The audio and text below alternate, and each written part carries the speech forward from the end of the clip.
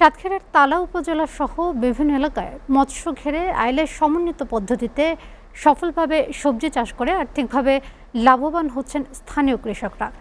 একই জমিতে নিচে মাছের চাষ এবং উপরে বাঁশ ও নেটের মাচা তৈরি করে লাউ, করলা, শিম ও মিষ্টি কুমড়া সহ নানা পদের সবজি উৎপাদন করছেন তারা।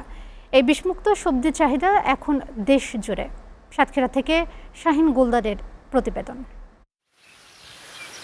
সাতক্ষীরায় প্রচলিত চাষাবাদের পাশাপাশি মৎস্য ঘেরের আইলে সবজি চাষ এখন বেশ জনপ্রিয়। ঘেরের আইল ও পানিতে বিশেষ মাচা তৈরি করে চাষ করা হচ্ছে লাউ, করলা, মিষ্টি কুমড়া, ঝিঙ্গে, বরবটি ও শশা। পাশাপাশি ঘেরের পাড় জুড়ে শোভা পাচ্ছে ঢেঁড়স, পুঁইশাক ও পেঁপে। বিষমুক্ত ও পুষ্টিকর হয় সাতক্ষীরায় উৎপাদিত এসব সবজির চাহিদা রয়েছে দেশ জুড়ে।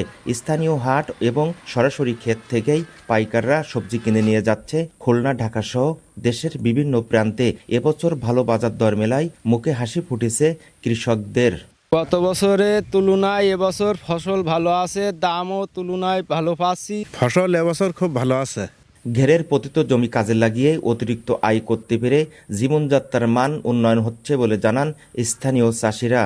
আমাদের সবজির ফসল ভালো হয়েছে।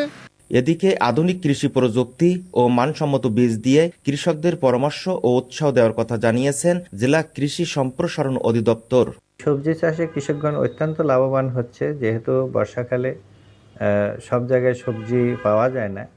এই সবজি বিক্রি করে তারা যেমন লাভ পাচ্ছে বেশি, অপরদিকে তাদের অবস্থারও উন্নয়ন ঘটছে, যার কারণে প্রতি বছরই এই শাকসবজির আবাদ সাতক্ষীরাতে সম্প্রসারিত হচ্ছে। চলতি বছর সাতক্ষীরা জেলায় প্রায় 5,500 হেক্টর জমিতে বর্ষাকালীন সবজির আবাদ করা হয়েছে। ঘেরের আইল ব্যবহারের এই সাফল্য দক্ষিণ অঞ্চলের কৃষি অর্থনীতিতে নতুন গতি আনবে বলে মনে করছেন সংশ্লিষ্টরা। শাহিন গোলদার, এসএটিভি, সাতক্ষীরা।